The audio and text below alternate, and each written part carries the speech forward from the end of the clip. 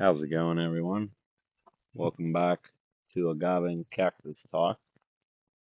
Over here walking the goats with Carnelo, and I thought I'd make a podcast on an article I read yesterday because these or this article stuck out to me, um, and it's about cactus farmers in Australia, and well, I guess they're not really farmers.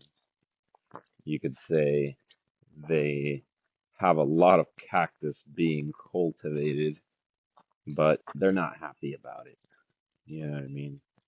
So they're actually kind of at war with the cactus, but the cactus just continues to prosper no matter what Australia does or throws at it. So um, the title of this article is called Farmers Warn of Cactus Crisis, New South Wales Farmer Association, and it's coming out of the Australian Rural and Regional News Network. So you can Google Farmers Warn of Cactus Crisis and then NSW Farmers Association, and you should be able to pop up the article and read it. Came out 17th of February 2025, and yeah, it's an interesting article. I just realized that the article says there that if you have any comments about this article, to leave them in on the page, and I'm definitely going to leave a comment based off this podcast that I'm recording. And I keep seeing articles like this coming out of Australia, and that's kind of why I made this podcast. This is like the 10th article I've read in the past maybe 4 or 5 years of cactus being a gigantic issue for Australian farmers. And the cactus is just naturally, it's naturalized already. It's just growing uh, natural there without any cultivation. It's producing pads, it's producing fruit and forage. And it's interesting seeing how they view it as an issue, yet me as a Mexican and as a California cactus farmer, I would see their issue much like a blessing, but two different perspectives, right, about the same issue. So I'm gonna now give my perspective, right, because they're going to war with this cactus, yet I see there's so much potential for Australia here that they're really throwing in the trash, and they're misinforming their farmers, gardeners, and horticulturalists about cacti. And it is an invasive species to Australia, but that's another thing. What really is invasive? Nature has decided for it to prosper there. And I know I'll get a lot of slack for this, but I'm a believer in the Gaia hypothesis, which is that Earth is an intelligent being. When I took climate change classes, um, our best climate modeling can't even predict a few days out accurately. And you're telling me, our best super fucking computers around the world cannot accurately, um, they can't accurately describe what is going on in the planet. You get me? So, our best supercomputers, they're modeling for climate. They've basically shown how complex the management and the data uh, is on Earth, and you know, I think an uh, intelligence is running all of that. Because you're talking about almost an infinite amount of data and feedback loops that go into this system that we call Earth, right? Which is,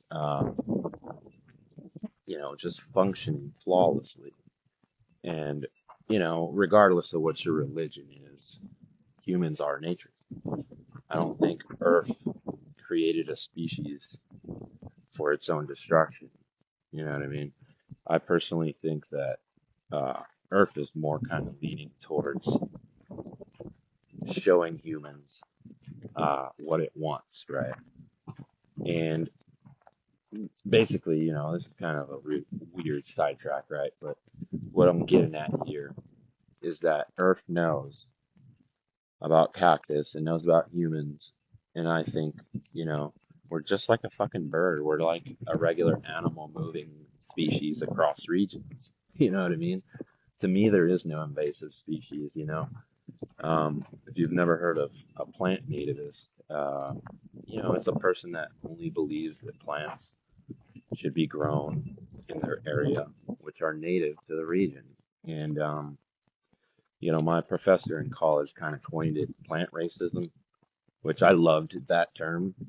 I know it's a shitty term, but I love that term because that's really what it is, man. It's like, humans go all over the globe. Everybody's mixed up. We're a global ass melting pot, not just the US.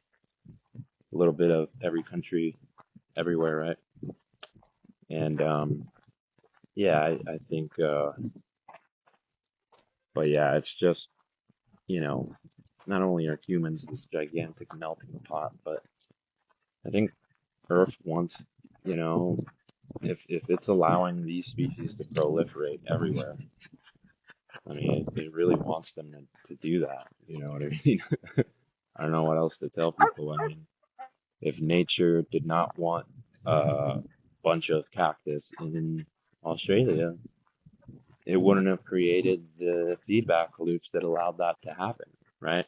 I give an example, right? Like I was talking with a farm that had tried to do an agave tequiliana plantation in Texas, maybe like a decade ago. And they got 2, 3 years down the line until they realized that it was too cold, right? And everything going fine for a few years, boom, hit with a fucking Arctic storm, took out every single plant.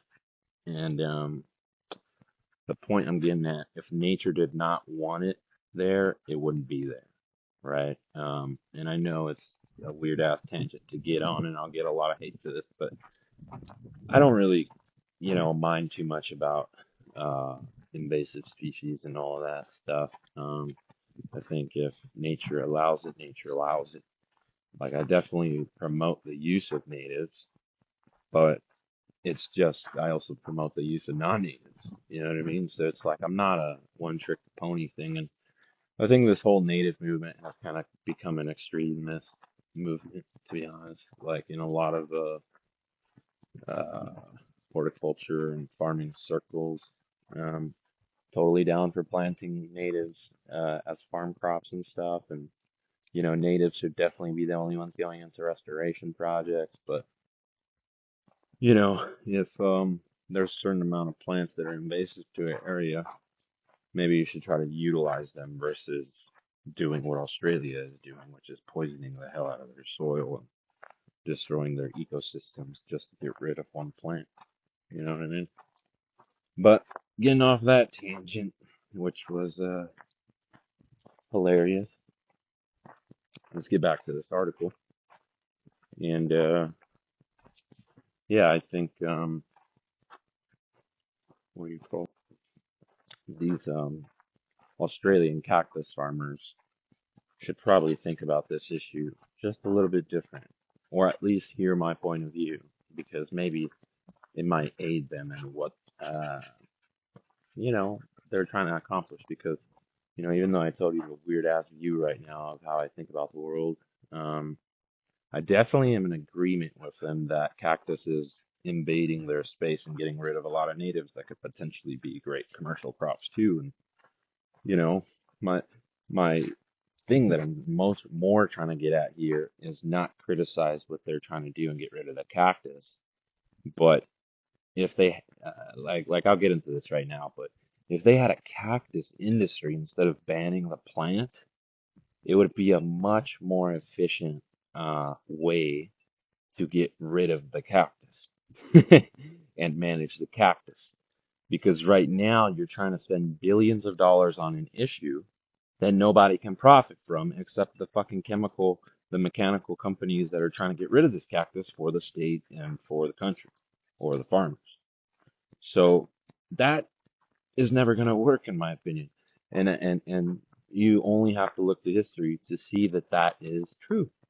Um, so uh, let's look at a little history, right? So Australia, basically, as I mentioned, has a war against cactus. When did this war kind of commence, right? So if you look in the history a little bit, you'll see that in the 1880s, a bunch of fucking farmers started noticing the problem of prickly pear in their farms. So around the 1880s is when a lot of people believe, or maybe a little bit earlier, 1870s is when people believe Australia was brought over by somebody, um, privately, most likely, or through shipping channels, and that this cactus started proliferating everywhere, and then it started to, cause this destruction, right, quote unquote, to farmers in Australia. Um, it took only a few years, so, you know, from the 1880s at the beginning, they're getting marked by this cactus, uh, or again, quote unquote, and then 1884, just 4 years later, they passed the Prickly Pear Destruction Act, right? And then, you know, they're trying to find all these different ways to destroy the cactus, right? Now they've made a national legislation trying to destroy this cactus. Basically, it's kind of like banning certain countries' immigrants, right? Like how America, during the last presidency, banned immigrants from certain countries, right? Um, it's like if they're essentially just banning cactus.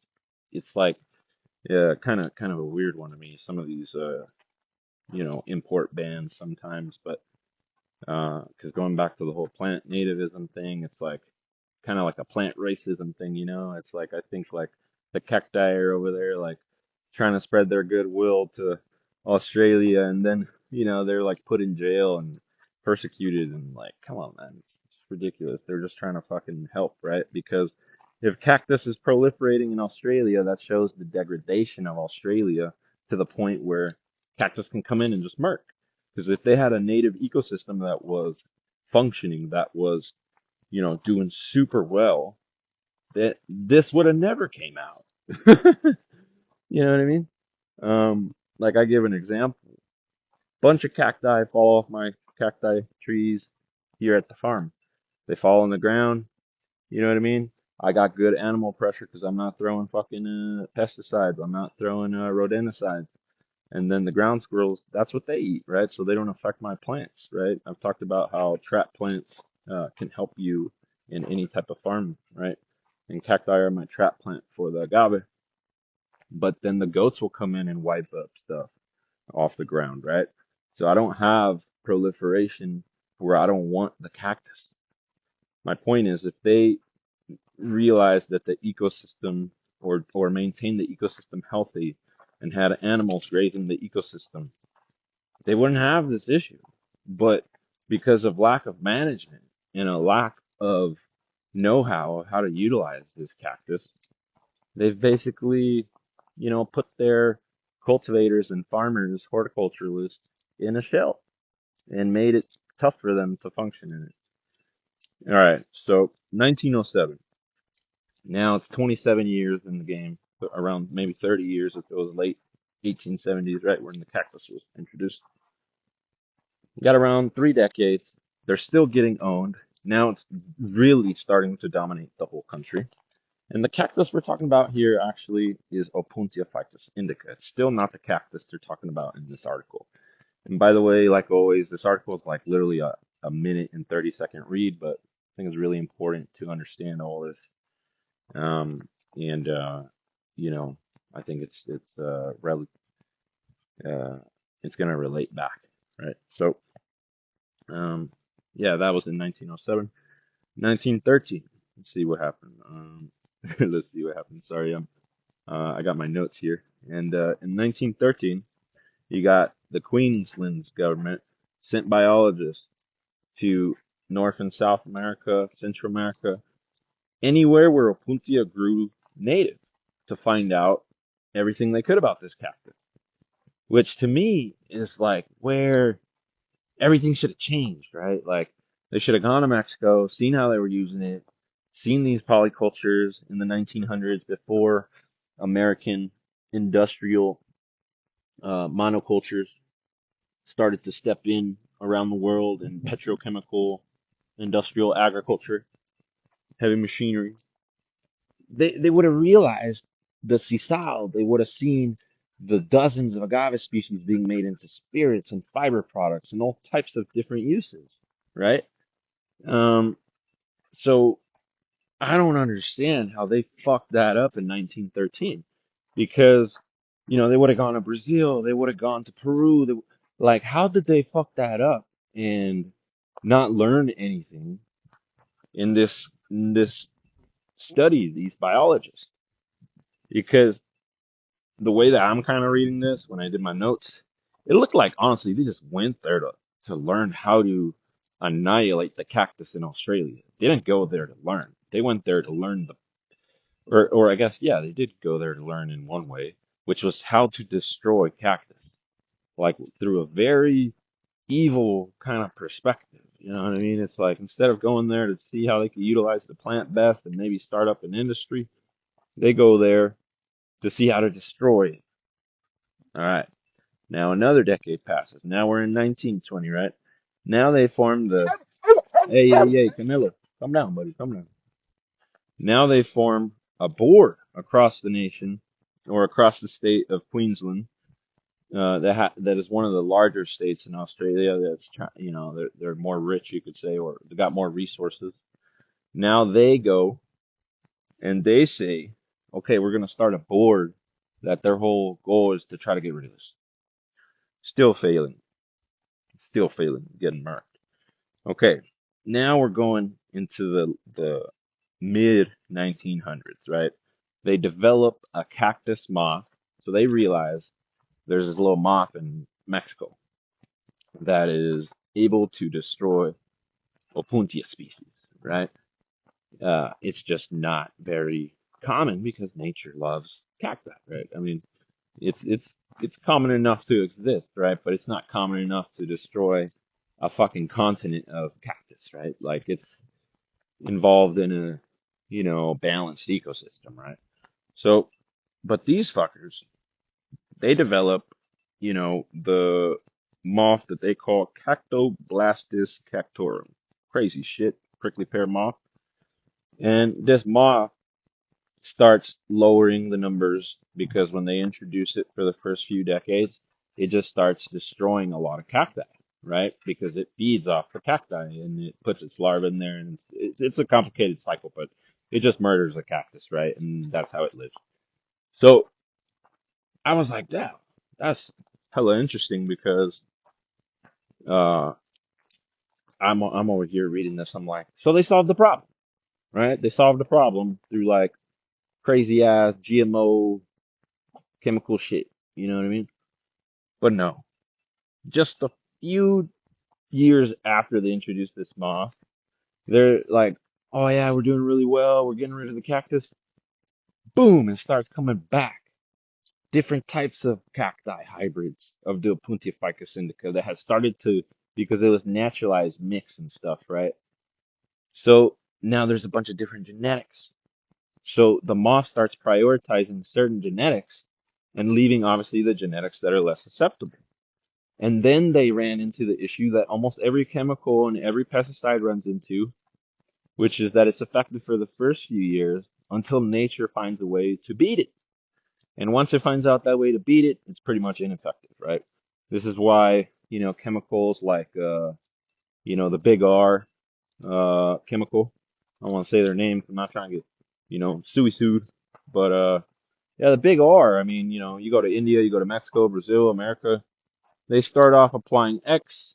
Years down the line, they're applying 2X, 3X, 4X, 5X to get the same production, if not less production in most cases. So, same thing started happening. They would release more and more of the moths. More and more of the cactus that it could destroy was destroyed. And guess what was left? More and more of the cactus that could not be destroyed. So they ran into the same issue that every pesticide, rodenticide company runs into after a few years. They have to switch it up. And the same thing happens again repeatedly. So cactus, once again, you could say, okay, Australia or cactus won the first battle, murking them. Then Australia comes in here with the moth, wins the second battle. Then cactus comes in, boom, third battle, I own you, Australia. And then the fourth battle, now cactus is like conquesting Australia type shit. You know what I mean? Like, so the cactus is up 3-1 on the Australia. Uh, yeah, I mean, the only thing they've actually succeeded in doing is make it illegal. They really haven't succeeded in getting rid of any cactus on a notable scale, right? Because even if you get rid of 10, 15% of cactus in a year, like you're Jesus amazing, spraying the hell out of millions of acres of, ecosystems, or mechanically destroying those ecosystems to get rid of the cactus, whatever, moss, whatever, they eventually start, what do you call it, reproducing, right? So it's like they might reproduce 25, 30, 40% if they're healthy cactus, which they are if they're naturalized in this ecosystem. So no matter their best efforts, unless they put every Australian to try to destroy the cactus, like everyone in the fucking country, that's their full-time job. It's an impossible task because the cactus already has reached a point where it's going to outgrow whatever they can chemically, mechanically, or moth maintain. So that is very interesting to me. You know what I mean? And this moth is still out there. This is still active program. That's the hilarious part to me. You know what I mean? That was developed in the early 1900s. Now it's been a whole century and they're still dealing with the issue, if not larger, because now there's dozens and dozens of cacti species that are murking them. And the cacti species they mentioned in this article is a cacti species that I have and I thought was rare in cultivation. But I mean, among gardeners apparently, because this shit is fucking naturalized and there's billions of plants in Australia. And now I'm reading an article where they're saying it's a huge issue. So that was super interesting to me. I was like, damn, fucking 2 centuries of Australia getting murked by cactus, huh?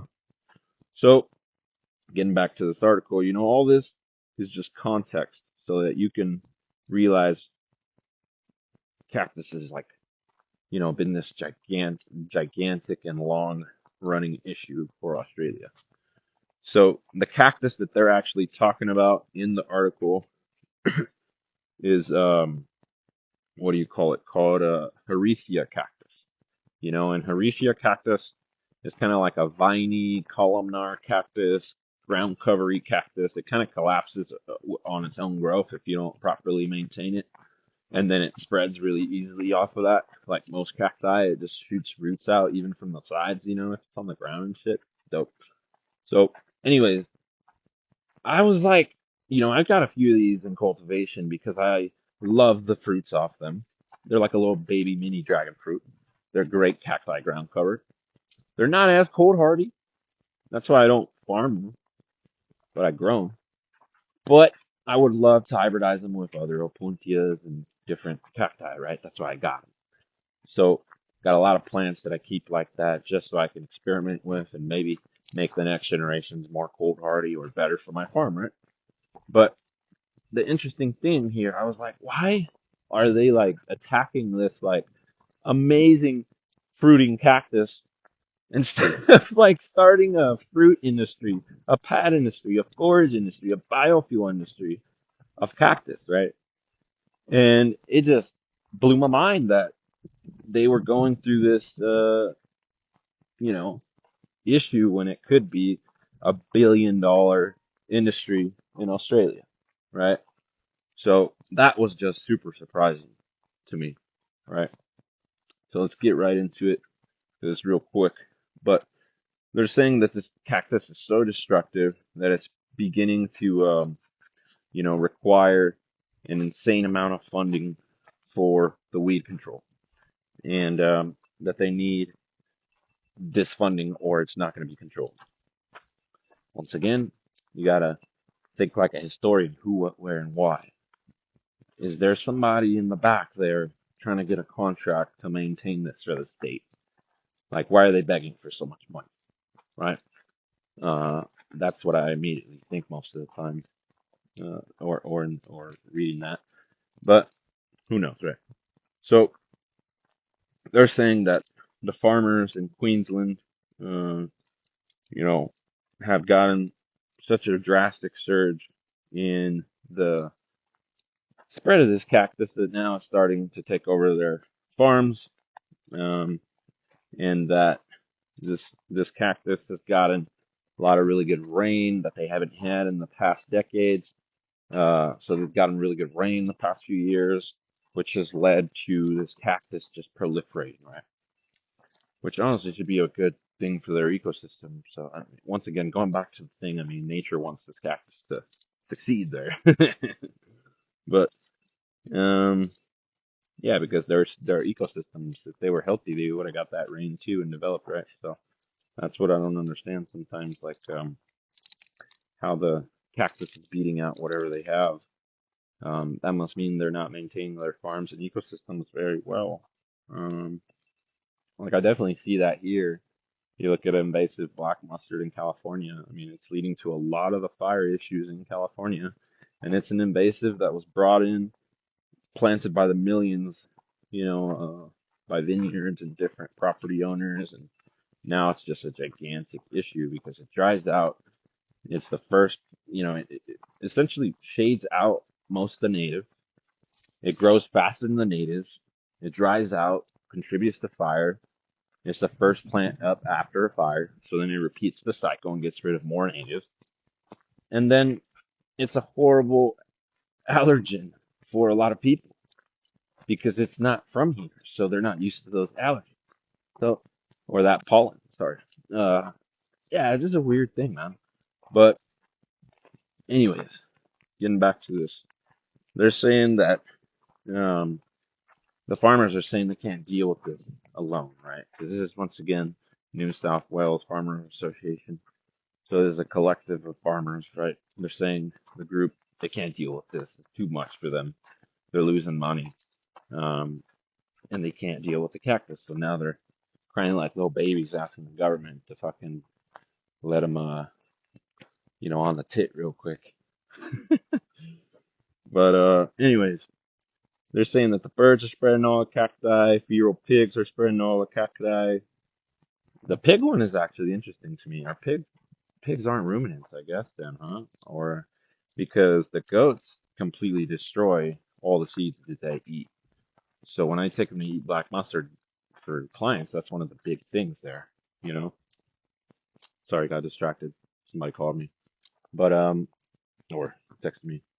But what I was getting at is that yeah, the the goats they eat up all the seeds and stuff, so then, it's never an issue. The pigs spreading the seeds is kind of a surprise to me. I thought that in their stomachs they would process the seeds and they would be available, but I guess not. I guess they're not like goats and other ruminants that digest the seed to the point where it's not any use anymore.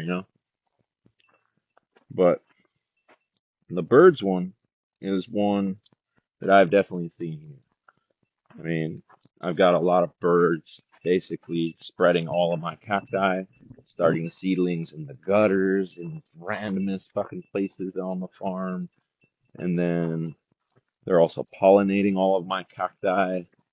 They try to pollinate the agave, but most agave only open up at night. So it's like I need the bats, which I have because I got caves around my farms, which are my mountains and my caves. So I'll always have bats pollinating my stuff, but trying to make more receptive or the farm more receptive to the bats so they come and pollinate my agave versus the you know the birds. But on the cacti front, the birds are like the main guys. These motherfuckers, I got like 10 billion little baby birds running around, flying around the farm, and these fuckers pollinate everything. It's so amazing how efficient they are. You know what I mean? And the bees just pollinate everything as well. But the birds in this case, right? Because the article's talking about the birds. The birds are just spreading it everywhere. And that's why I think they'll never really solve this issue. The birds move far more efficiently than humans in, machines and trucks, and they can spread it far and wide and in every little nook and cranny you can imagine. And they're never going to get rid of this problem now that it's naturalized in their ecosystem. That's my personal opinion. Um, but I think they can definitely manage it and make it a prosperous industry for them. That's kind of the issue, I believe, here because, you know, they're looking at this as a giant problem when I'm like, once again, I'm like, this is a gigantic billion-dollar blessing for Australia. Australia is a net exporter of energy. They're already used to playing this game of creating tons and tons of energy very efficiently and cheaply and shipping that all over the world. They can easily make cactus biofuels because they have lots and lots of livestock. All they have to do is combine, you know, um, either goat or sheep or cow poop with, begin the process of turning that into methane. And I mean, based off research that I've talked with Indian, um, you know, uh, researchers working on agave, you can even get a slurry down to 80 or 90%, um, of cacti that's processed, grinded up and a slurry. You could have a 90% of that and 10% of cow poop. But the cow poop or whatever poop of animal you have has to be the initial inoculant, right? The starter, the accelerant. So you start that at first, and you can slowly start adding all of the cactus slurry. And I did a podcast on this that I'm going to release soon, but essentially, based off this article that I was reading, where this uh, researcher that I had, actually, ven pa acá, where one of the researchers I had been talking to, um, he recommended me to read this article because he said, "Yo, my bosses, the main dudes, they actually got interviewed about this, like, and there's a lot of good data in this article." And I was like, "Oh shit, let's go read it." So out of that 90-10 slurry, I think if I remember correctly, they got like a 57 or 58% methane. Uh, so then when they got just straight cow poop and they turned that into a biofuel, they got, I think, 63% of, conversion. So it's like, uh, so what, what was interesting to me, uh, or out of the new material that they create, right? That's the percentage. If I remember correctly, right? So say they put in like, I don't remember the correct number, but say they put in 100 tons and then like, just for this example, say 1 ton of compressed gas is, created, then, 50 or 60% of that would be the methane that now you can utilize, right? So I was so surprised that cacti could be so efficient, right? Because I'll talk about this in that podcast, uh, or I talk about this in that podcast, but um, even the researchers in India said this. They're like, we didn't think we were going to be able to put so much cactus slurry into the methane production or the biofuel production, right? Which in this case is methane. Um, and they were running into issues where they didn't have enough cow poop, right? So the cactus is a way to make their cow poop go further. Now they're running into the issue where they're producing so much of it, they need to create a market because they don't know what to do with it. Like there's just so much of it. And I was like, damn, that's dope. But going back to this Australia, Australia is a net exporter of energy. They have a lot of animals, millions and millions of acres of ranch land. Why are they not producing in their universities research that is trying to show how to make methane out of cactus and animal manure and sell that compressed gas all over the world, and they can do it. They can do it. And they don't even need to farm it. For instance, there's billions of dollars of investment of this going in Africa, Europe, Latin America to turn cactus into biofuels. Australia already skipped the 10 years that these fuckers are about to go through. They already have a whole fucking continent full of cactus. All they got to do is go harvest all this shit and start making products, biofuels and shit. So once again, Australia sees it as a problem. I'm over here like, dude, this is the biggest blessing you guys have ever had. Billions of dollars of industry that could be created. Because not only can you make the biofuels, right? You can make a fiber industry. You can start eating the cactus. You sell the fruits off that little bitch cactus.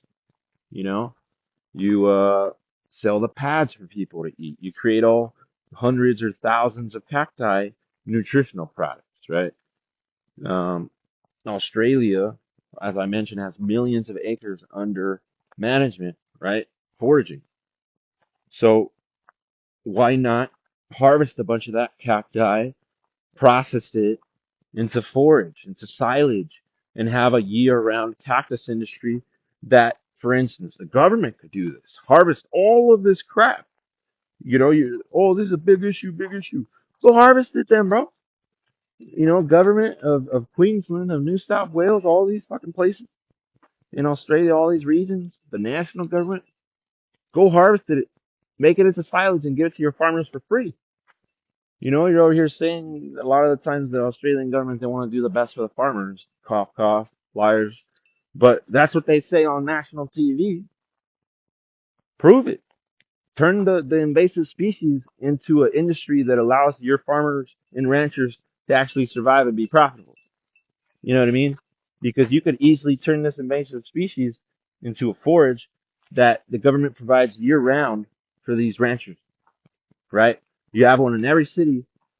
You process all the cactus that's invasive for them, this city or region, and you spread it for free for people. You tell them free cactus mulch, free. You process it through heat, so there's no seeds.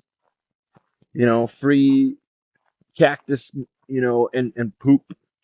Uh, Mixed up, or you make a compost for people for free. Be resourceful, be smart, utilize this shit is not a problem how they're seeing it. So by the way, the fruit that they're talking about from the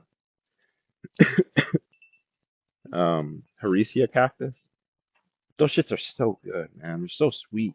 I don't know what, there's these little baby red fruits that they're just so amazing. I don't know, like, have they not tried this shit? But the same thing with the Punta Ficus indica. It's amazing fruits. I don't know why the hell they let this turn into such an issue for them.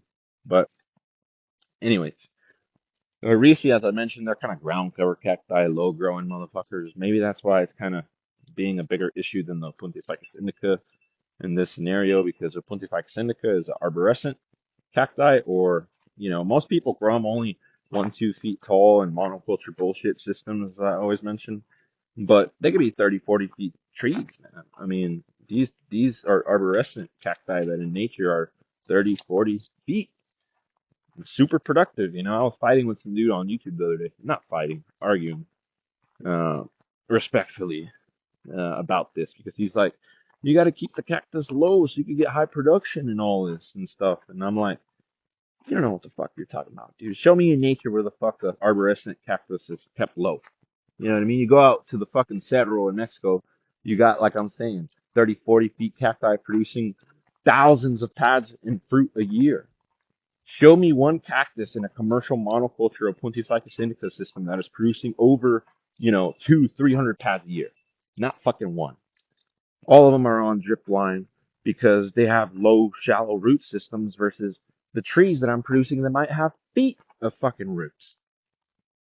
They say, oh, the higher tree, he was saying that my high maintained tree was improperly pruned for production. And I'm like, okay, well, every light or every branch needs light and air. If not, you don't get optimal fruit and pad production. Because if the branches or the spaces are competing much like a tree, you're gonna have less production. And obviously my tree is gonna use way less water because, you know, the canopy is shading out the ground.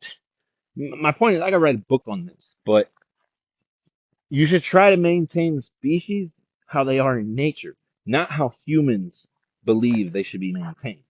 I always tell clients this in gardening, you know. Um, they tell me they want to top trees, and I'm like, no, I won't do that. It destroys the tree. It makes it look like shit. When they ask you who trimmed the tree, you say Steve, and everybody thinks I'm a piece of shit. Arborist doesn't know what he's doing. And why I mention that is that, like the tree goes to crap, right? When you top it, like the number one like that is crepe myrtle, right? Crepe myrtle is a gigantic tree, but people keep them super low in their gardens, and they fucking they call it crepe murder because you go in there and just trim it all and leave a bunch of fucking sticks popping up, and people are like, "Oh my God, this guy doesn't know what he's doing." The homeowner is an idiot. Like so much people judge, right?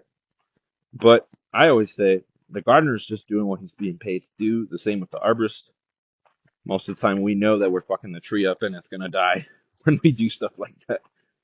But my point is, I always tell people plant the fucking tree for its mature height, right?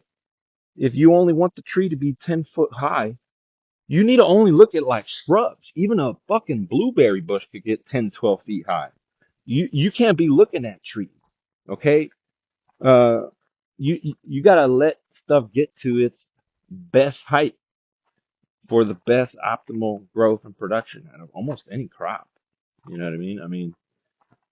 If somebody told me, fuck, rice grows, you know, for instance, like they can say, oh, you gotta have short rice production or short rice plants to get the best production.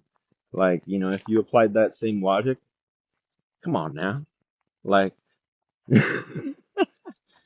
but anyways, I got sidetracked there. That guy doesn't know what the fuck he's talking about.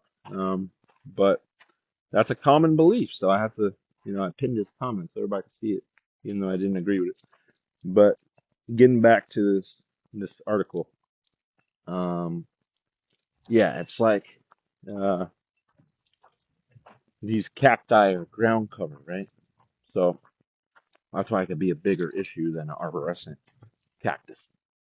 And even a lot of those with Pontificus indica are kept kind of as ground cover, but they shouldn't be. Um, so they're talking about how herbicides, they're talking about biocontrol from the mealy bugs and from the moths, how they can help control the cactus slightly. But they say, this is directly from the article, they say containment would not be possible without serious or continued funding from the state and federal government. Somebody's trying to suck a tit there from the government. My God, these farmers are just my God, I don't know what's wrong with farmers nowadays. It's like they're all corporations because the farm bill in America is like over $1 trillion, and you could best believe none of that money's coming to me or small farmers. You know what I mean? I know USDA got freezes and everybody that's a small farm and all this is super complaining and sad and shit. Look, whatever side of the spectrum you are politically, let me just tell you, as an entrepreneur, as a fucking businessman, if you depend on government subsidies or any aid and that determines the success of your business, you were fucked from the beginning. Don't say over here the excuse of no funding from the USDA is gonna break your farm. that means your farm was a piece of shit to begin with, to be honest with you, because you depended too much on one funding source. And the government, come on now, bruh, come on now. So, anyways, this article it scares me because I'm over here like, the small farmers never win when there's a lot of state, federal funding, no matter the country. Usually goes to big corporations. And when it's going to big corporations, I'm over here like, well, who is behind the scenes donating to these campaigns in Australia from these politicians to get these governmental contracts? Because I see cactus as a great billion-dollar potential industry for Australia, but who is convincing the government the opposite? Is it someone from this organization, right? Because it's like, how are they getting it so wrong to the point that they believe that this is an issue and need to pay potentially millions or hundreds of millions of dollars in pesticides or rodenticide companies, rodenticide, insecticide companies, and labs and researchers and all this? I got the solution already. Create a fucking cactus industry. Stop being stupid, you know? Like, Australia is just showing their lack of agricultural knowledge here, which, once again, Australia never listens to the small guys. You know what I mean? The best permaculturalists, some of the best ones, are from Australia. I learned what the hell permaculture was from an Australian person, Australian farmers on YouTube and shit, right? So it's like, I'm over here like, why do they never listen to the permaculturalists in Australia that literally, if I remember correctly, are some of the founders of the permaculture movement, the movement that preaches regenerative agriculture, polyculture, multiple species, trees, shrubs, ground cover, everything, right? So kind of that was the point that I was also kind of getting at. It's like if the cactus is filling this void in nature in Australia, it's for a reason. The ecosystem is losing something, and nature is replacing it with this cactus, which is doing something to the soil, which is doing something to the ecosystem that nature wants.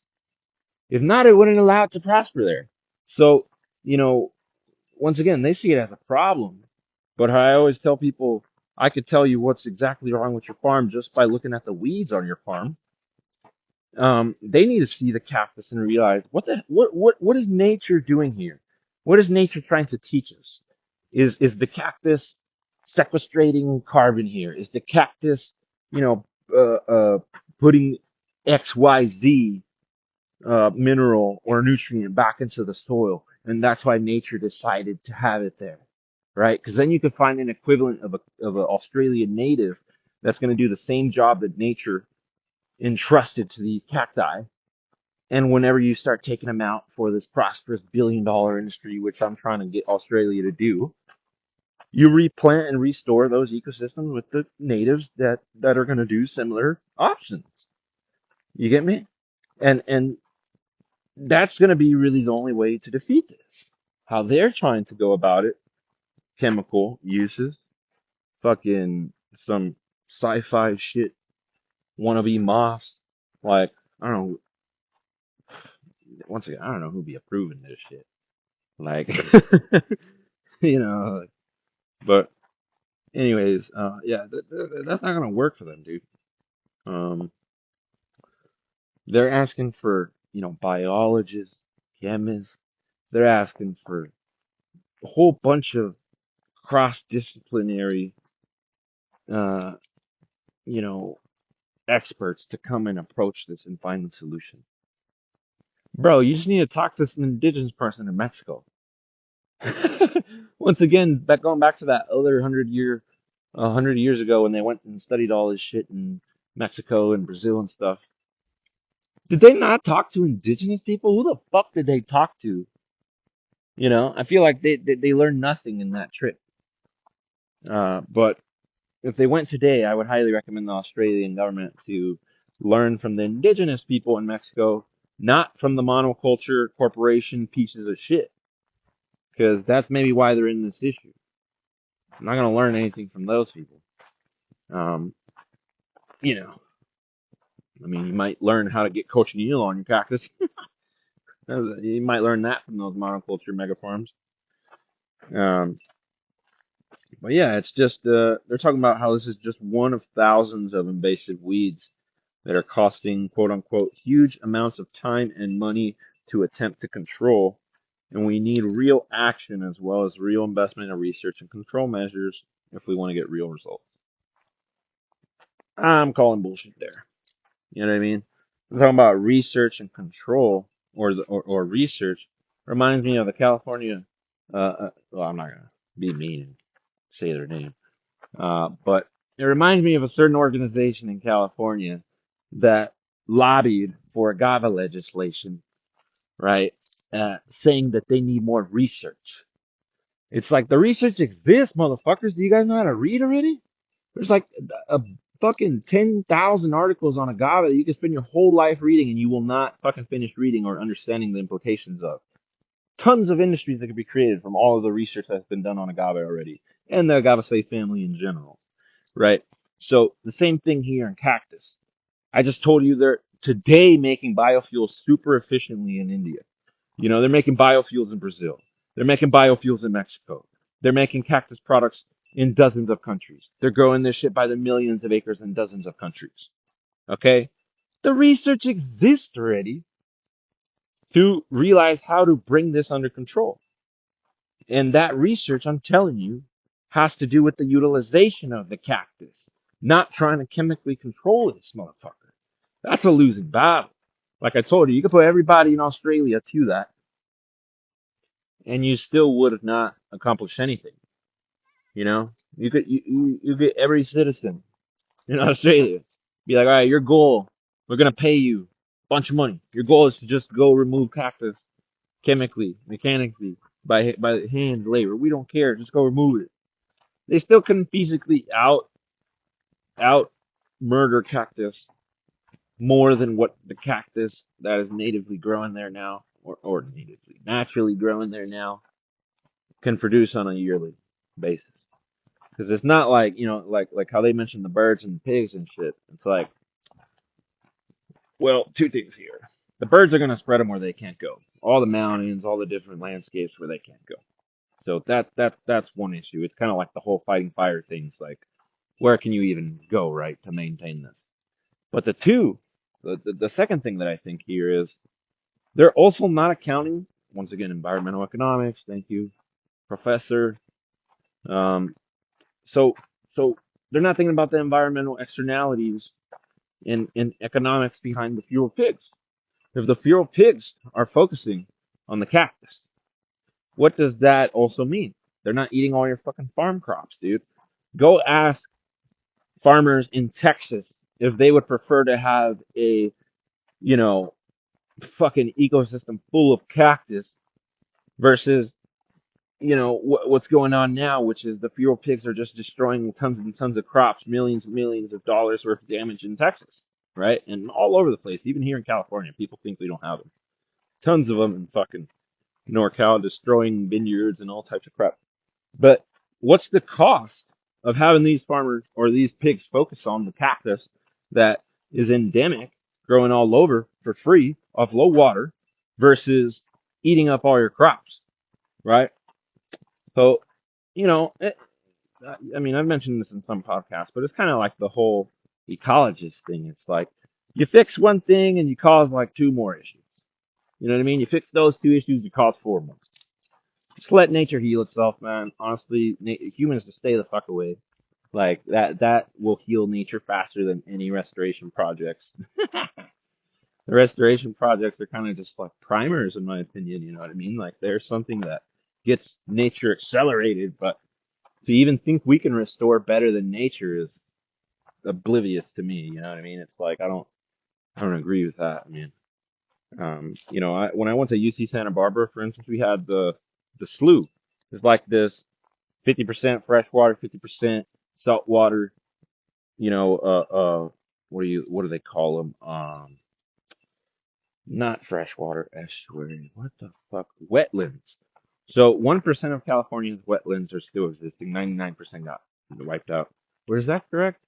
I don't remember if it's 1% existing or 10% existing. Or, yeah, I don't know if I remember correctly, but it might even be as high as like 30%. Anyways, the majority of wetland systems in California have been destroyed, right? So we had this slough at UC Santa Barbara. We're doing a whole bunch of restoration projects, and I'm like, this is dope. Well, a lot of the plants that proliferated there, I was noticing, you know, like I wasn't part of the project, but I would run there every day, right? Not well, not every fucking day, but it's like, most days I would run on the slough, on the beach, whatever. I lived on the beach. So it's like I would go run in this natural lagoon system, right? That we were doing tons and tons of restoration projects on that total millions and millions of dollars that UC Santa Barbara is spending on these restoration projects. So I'd go through the restoration projects. I'm like, this is dope work, right? Got all these baby plants going in there and, restoring the landscape that humans had destroyed, right? And it's being led by some of the brightest minds in restoration at UC Santa Barbara. And what I started noticing is that the little bit of nature that had, you know, continued to exist, aside from the human interventions in this slough, was propagating stuff faster than the stuff that was being planted and restored, right? And you have to go in and water these plants, waste labor and resources, time, money, and effort. And what I started thinking, to be honest with you, is just, I mean, no matter if you throw literally in one super small 1 square mile area millions and millions of dollars, nature does the restoration much quicker than anything humans could plant or do. All right, unless you're throwing billions on like a super small section, which is like not going to be very efficient if you're trying to restore the whole country, right? So the point is not to say the restoration efforts didn't work. They were very great. They probably accelerated a lot of those native plants restoring the landscape. But my point is, say, let's put this example in your head. Say only 30% of the landscape was cool. They go in, they remove 70% of all the, invasive, invasive quote unquote, right? I mean, that's what they classify them as. But once again, I don't think the invasive exists in my world. If nature allows it to exist, I think it's for a reason. But anyways, they're taking out all this invasive quote unquote shit. Say 70%. So they got 30% left, and then they want to come in and restore a bunch of stuff, right? Well, that 30% that they keep there of natives will out propagate, outgrow whatever you plant there. Even if you put another 30% of new shit. Because a wild cultivated plant that grew up from seed in an ecosystem is going to grow much quicker, much more stronger, much more hardier than some shit that's grown in a greenhouse in a perfect climate and brought out to nature. This is one of my big concerns with a lot of native plants too, or nurseries, because a lot of plants are easy to just take out of a greenhouse and boom, it starts getting huge when you throw it out into the dirt. Other plants you do that, like a lot of cacti and agave. A lot of cacti and agave, if you don't acclimate them, or if you don't, do something to make sure that those plants have a transition into their new landscape, going from the greenhouse, say, into a cold hardy desert farm or forest farm, beach farm, whatever, they're gonna die. And that's kind of a lot of the restoration work that I see too. I mean, I see lots and lots of plants dead, right? So it's like because we're having to irrigate them versus the seed started stuff by nature is just like living off the rain. Like there's just yeah, nature is always better than humans, as far as restoration efforts go. But I think we can accelerate what she's doing, definitely. I'm just saying that, it's better to spread the love over tons and tons of acres versus one specific spot because nature is going to treat every spot without discrimination and try to restore everything at the same time, right? Going back to the whole Gaia thing, how nature is super intelligent. It's not like humans that it has to have one focus. Nature can restore every single ecosystem on this planet at the same time You're telling me that's not intelligent? I don't know what is. Because just on that SLU project in UC Santa Barbara, we probably had, fuck, I mean, I don't know, a couple hundred different individuals, from students to professors to researchers to, people giving funding to, you give me the involvement of it was huge.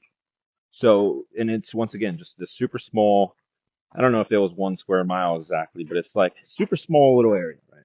So you start to think, oh, what about the Mojave Desert? 50,000, 100,000, a million acres. How do you restore that, right? If you focus on this little super small section, not very efficient. Because, like I mentioned, nature is going to try to attack everything at the same time and restore it all. So you kind of just have to do little primers everywhere. You know what I mean? Like say here in the Mojave, right? Like I got the quail silk, the rabbit brush, the grasses, right? This is something with the goats I can start multiplicating, bringing back more and more and more. But there's natives here like the echinocactus, the cylindro puntios, the the silver cholla, the diamond cholla, the gold cholla, the red barrel cacti, echinocactus, uh, polycephalus, and subspecies Polycephalus and subspecies Aramides. Like all of these, right? The ecosystem needs to be extremely healthy before they return. So maybe restoration work needs to focus on the few plants that need an acceleration, like the cacti that take fucking decades, the plants that take decades or years to get into a system that only show up when a system is very prosperous. So I think that's what humans kind of need to focus on. Let nature handle the easy shit. We come in there, the easy shit. Nature's super smart. But let nature handle the bulk of the restoration, and humans go in there and reintroduce native plants that were part of that ecosystem that have a harder time proliferating until that ecosystem has evolved and developed a bit more, right? So, yeah, these Australians, man, I mean, they have to look at this completely differently. I don't think that this is going to be successful in any way trying to combat this. And as I mentioned, their farmer associations trying to get more control, funding, all of this stuff from their farmers for research and control measures was kind of a ridiculous thing to me because every farmer can start their own cactus industry if it wasn't illegal and start selling it locally and get rid of the problem and profit off the problem. And the research already exists in hundreds of countries, tens of thousands of articles on how to utilize cactus. So it's pretty ridiculous to me. A lot of these organizations, all it really is power grabs, man. All it is power grabs. A lot of the shit that they advocate for, even with this organization in California that pitched, AB 2606, it's a front. It's like they're using research as a front to convince farmers, to convince horticulturalists to go to their cause. But in reality, these horticulturalists, these farmers, are funding research or funding governmental programs that are just hooking up other government homies that have, contractor companies. And at the same time, they're just, uh, you know, they use that as a front because they don't have to do anything. You know what I mean? I could tell you, yo, give me $10 million and I'm gonna research the fuck out of cactus for you, right? I'm gonna do 1,000 articles. I'm gonna fucking research this crazy for you. All I'm gonna do is hop on my fucking databases that I pay for every single month and download thousands of fucking articles, read them, fucking summarize them, and hire a bunch of motherfuckers to do that and give that info to you. My point is the research already exists. It's a front because they don't have to do any work. They could just collect your money and literally go to Google, which is what you could do. So why the hell in Australia would you pay to fund cactus destruction when you can start a cactus farm that adds money to your farm? Uh, why would you do that? Like I don't, you know, or why wouldn't you do that? Like I don't understand where the Australian government is going by making cactus illegal here. I think it's a ridiculous thing, to be honest with you. Yeah, somebody is winning back door from this. I'm telling you, man, because they're completely wrong on this. It's like cactus shouldn't be destroyed in Australia. They should be making this prosperous industry. And now they're saying, like I mentioned, they want more research control. And it's like, you know, people will always say there's an issue when they want to collect your money and be your leader.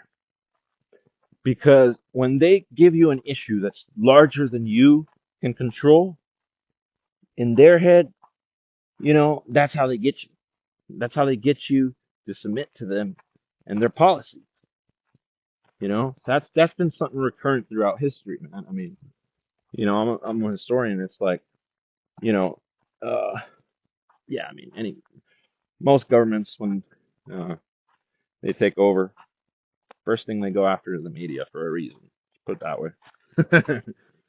um, and a lot of these farmer organizations, they try to control the research, the narrative, because I don't want you questioning all this shit like I do on these podcasts, man. But you know, like the California uh, organization I'm telling you that's vying for more control and power of the agave industry here. It's like, they snuck this bill through for 6 months, didn't tell anybody in the industry besides, their homies. And even though a lot of people in their organization were clueless. It's like a lot of these organizations, they preach how they want to help people, but at the end of the day, they're just there for special interests trying to help themselves. And when I see this New South Wales bunch of people there asking for more funding and control, trying to get rid of cactus, they're asking for this more funding from farmers and government and stuff. I just immediately start to think like, who is winning from this scenario, right? Like the history thing. I mean, the who, what, where, and why, right?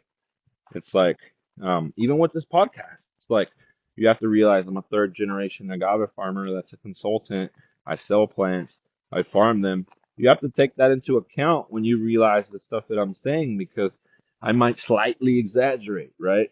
A agave researcher might slightly exaggerate biofuel efficiencies or different things because they want to get research funding.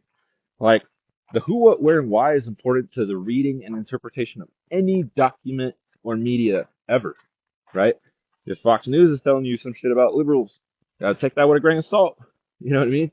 You got NBC talking about Republicans. You gotta take that with a grain of salt. Um, and I do as a historian. I watch and learn from everyone. But um, the point is, I don't know why Australia isn't reaching out to agave consultants, cactus consultants, um, indigenous people in Mexico, uh, people at the University of Guadalajara, people at the University of, universities in Sonora, different areas to try to make this cactus industry proliferate in their country instead of trying to get rid of it and chemically poison their soil, atmosphere, and water and people, because that's the only thing they're going to achieve. You think all of this cactus going into or cactus herbicides going into the soil isn't a good thing, you're wrong. Australia, in many places, has shallow groundwater, which means that a lot of this stuff has the potential to hurt drinking water. You know what I mean? So it's like they're over here like, oh, we want to take the cactus out, fucking poison the drinking water. That's not a good thing, right? I mean, so they have to think about all the environmental externalities and the environmental economics behind those environmental externalities. Or they might spend $100 million to get rid of this cactus and cause $1 billion drinking water issue.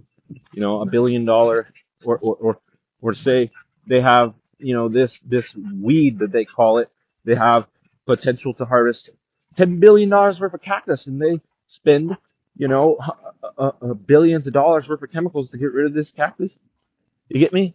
Like, if they put themselves in scenarios where they're going to lose more money or lose the potential to gain all this money, that's a huge problem for Australia. The whole point of the government is to stimulate growth, to help entrepreneurs accomplish their goals, right? So, isn't the point of the Australian government to help or what do you call it, Australian farmers be profitable, to have the best farms possible, right? And they're not doing that. They're doing the complete opposite. They're saying poison your ecosystem, get rid of this cactus. It's illegal. You can't sell it or cultivate it, which people do, by the way. But I'm never gonna fucking mention them because, as I mentioned, it's illegal. It's like growing weed prior to legalization here in California. You know, you just knew a bunch of people that did it, but you never said anything because you knew they could go to jail for it. And I know a lot of people cultivating cactus in Australia. Not a lot, a couple, maybe five or six. And they love it. They grow it. They grow the fruit. They grow the pads. They eat it. They use it for forage. Love all that shit. But these people can't even post a picture about it for fear that some fucking other Australian will rat them out. You know, and I completely understand that actually because they can get in trouble. They can get fined. You know, they can be having issues with their farm. You know, so it's like I understand why they're they have to keep it on the down low. You know. But I just think it's super sad because tons of them want to become cactus farmers, would love to create a prickly pear industry. And some of them actually have started to, right? Like they'll start up in their little locale, a prickly pear business where they sell jams or whatever, and then the government will come and shut them down because you can't grow this shit. They want you to get rid of it, so they definitely don't want you starting a business about it and planting more, which I think is ridiculous.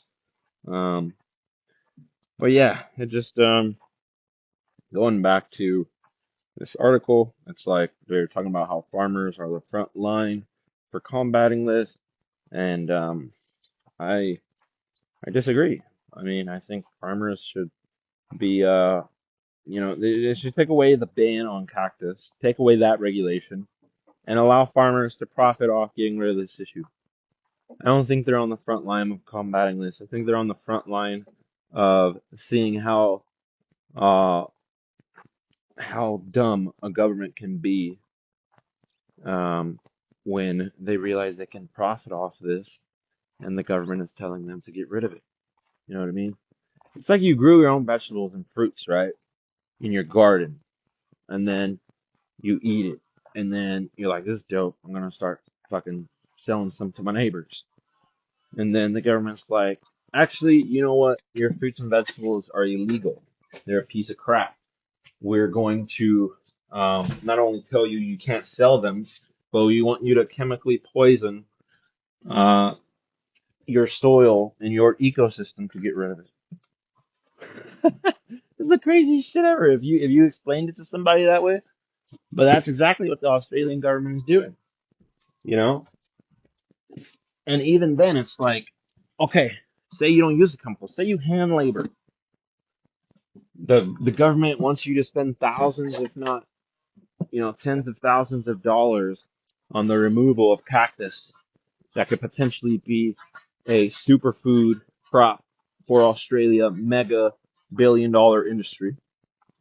They want you to spend your own money on getting rid of a plant that could potentially change your life, bring you profit. The fuck? I would never do that. They're crazy, man. They're crazy. For real, they're crazy, these government. Like, I don't know how they got, or yeah, sometimes, I don't know, because it's like you say the government, like, or I say the government, but it's like there's this one dude pitching this to the government, and that's how they make a policy sometimes, you know what I mean? And not like there's one dude in the back, but my point is there's one dude whose job is to fucking gather all the knowledge and for the government speak this policy, right? So people understand it.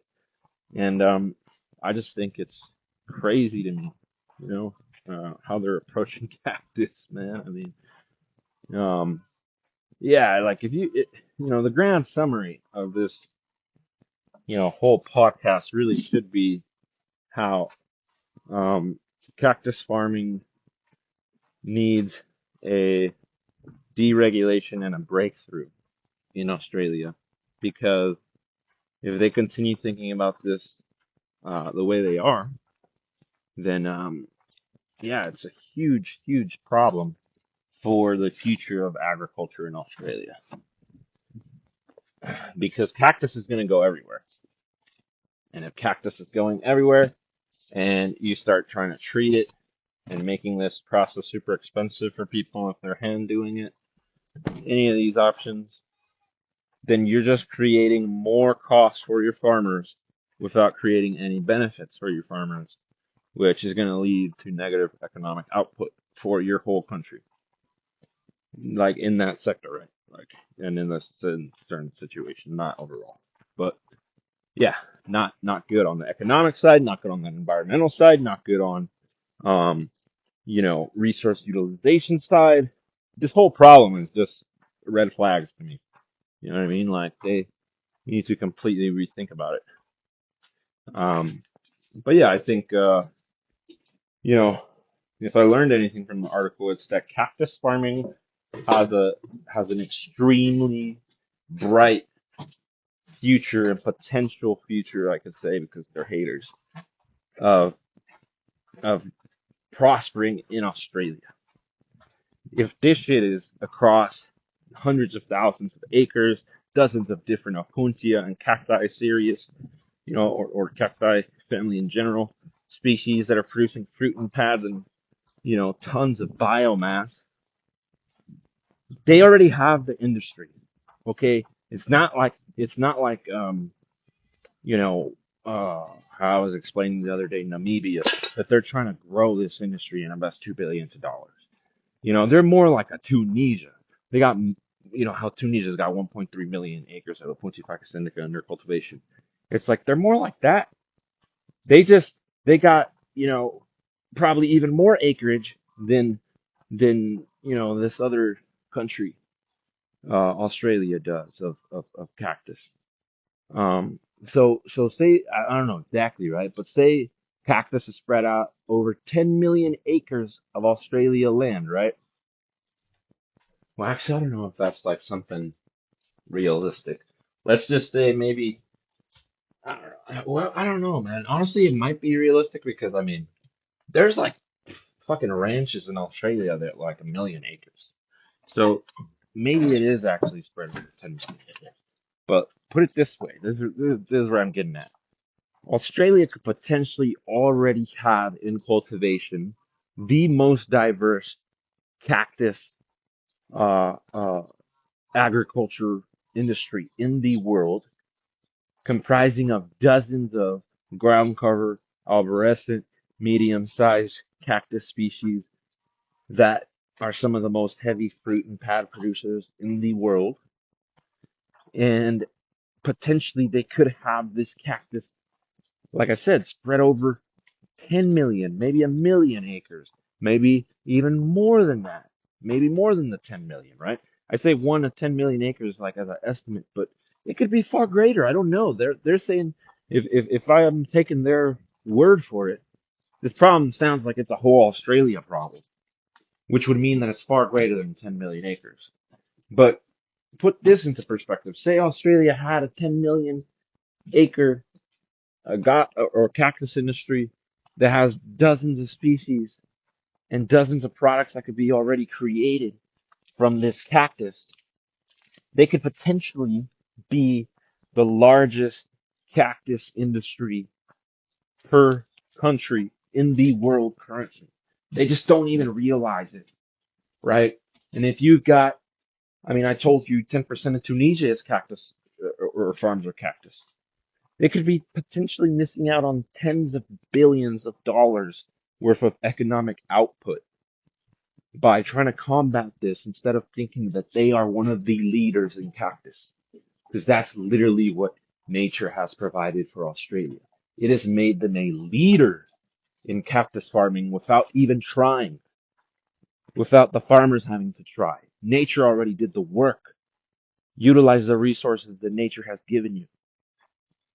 Once again, in summary, Australia is fucking up in how they are thinking about this.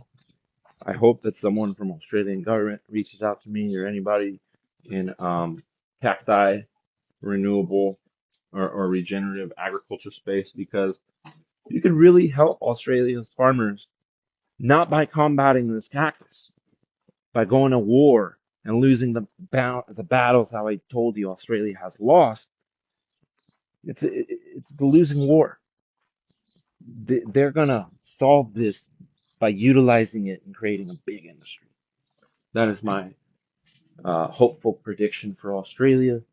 I believe that maybe one day the government won't be so stupid and they will lift the restrictions on banning cactus. They already got agave in there, which is going to cause a lot of the issues actually that they're complaining about cactus. So maybe they're beginning to open their minds. Um, they're using agave for spirits, for energy production, for biofuels. And I'm over here like, what's up with the cactus though? I'm like, you guys are trying to bring in all these imported plants and crap from other countries of agave and all this, and Mexican consultants and agave companies have reached out to me to consult, and I'm like, what about cactus? What is wrong with y'all? You know what I mean? I'm like, are you guys on drugs or something and don't realize there's an even more greater industry that's right at your tips already developed? Unlike the agave that you have to wait a decade to even see if it will prosper in your country. Ridiculous to me. Ridiculous. But I never tell you what to believe or to think. I just present some knowledge and let you form your own opinions. So I've got Australian agave farmer buddies and cactus farmer buddies, and they'll probably get a good laugh out of this podcast. But yeah, I hope that Australia changes their opinion on this. It would be great for the world to see Australia on the stage as leader in cactus farming.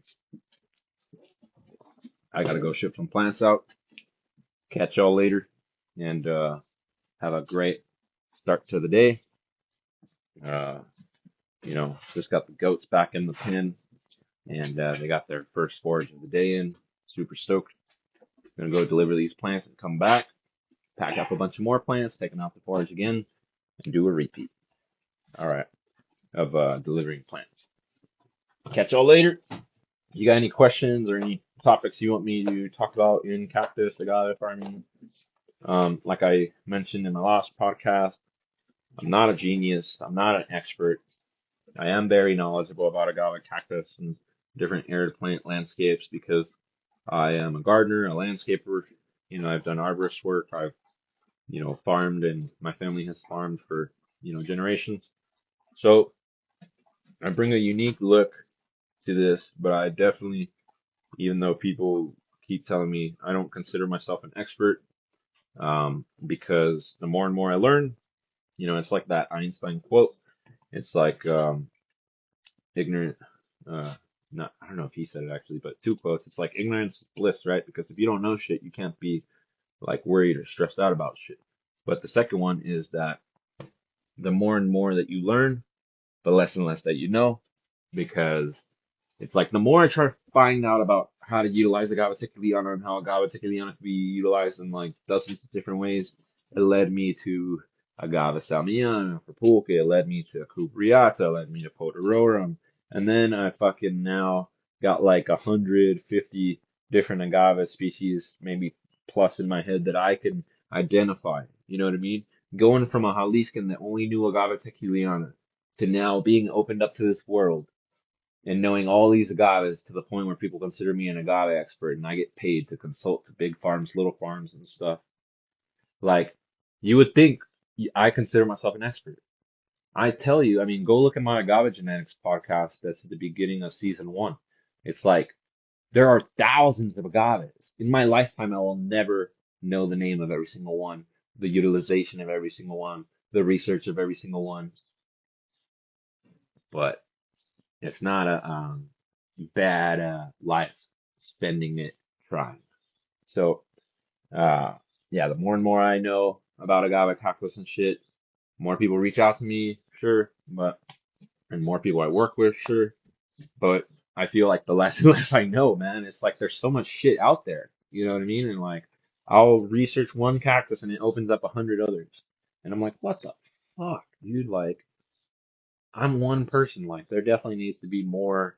How do you call it?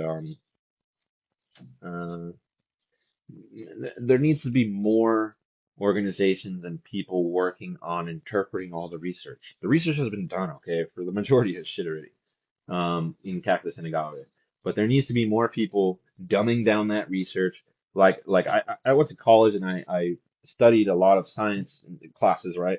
So it's like I took physics, I took different really complex classes where I had to read a bunch of boring ass papers. Like I read the IPCC report for my climate change class. You know what I mean? Like I understand climate change very, very precisely. Nobody in their like that is normal can read these papers. They talk like fucking robots. One, and they talk so complex that you have to be Googling 10 different words in a sentence. But my point is, I'll give you an example. Like I read this agave paper about, using agave Americana fibers. I can summarize that paper very quickly. They found out that basically by using a non-concrete binder, right, or non-cement binder to make a concrete mix, and they used lime, concrete, and agave Americana fibers, and another chemical that always slipped my mind because it's a fucking crazy ass name. I forget what it's called, but it's also in a lot of concrete use. Well, they take these guys and they make a very strong non-structural concrete, right? So you can make a very strong and good R value, which is the insulation value, wall insulation, flooring, a whole bunch of products, right? So I could tell you right there, really quickly, a summary, right, of that. They found out this shit is stronger than regular concrete by integrating agave Americana fibers into non-structural concrete applications. The point is that paper was like 20 pages long of bullshit. There needs to be a way for people to start realizing what the research is saying without reading the research. So that's kind of why I'm making podcasts and I try to talk about a lot of this stuff as much as I can so that you learn as much as you can. But sorry, I went off on a tangent there, as I always do. Um, but getting to that point of if you have anything you want me to talk about, research, whatever, on Agave and Cactus, drop me a DM, Farming and Gardening California on Instagram, Agavero Californiano, pretty much everywhere else. Go follow the California Agave Alliance on Instagram, Blue Sky, Facebook, you know, and actually go follow the podcast too, Agave and Cactus Talk podcast on Instagram now. Just started it this week, and what do you call it? Now I'm gonna make it public in a few days. Let's see, what else? What else? If you need any agave and cactus, you already know I'm the plug. Come to me. If I don't have it, I'll find you who has it at affordable rates.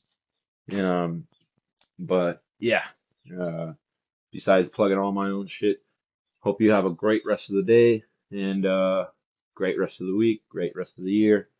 Go fucking kill it, agaveros, agaveras. Go kill it, nopaleros, nopaleras, and keep on farming. Have a great one. Peace.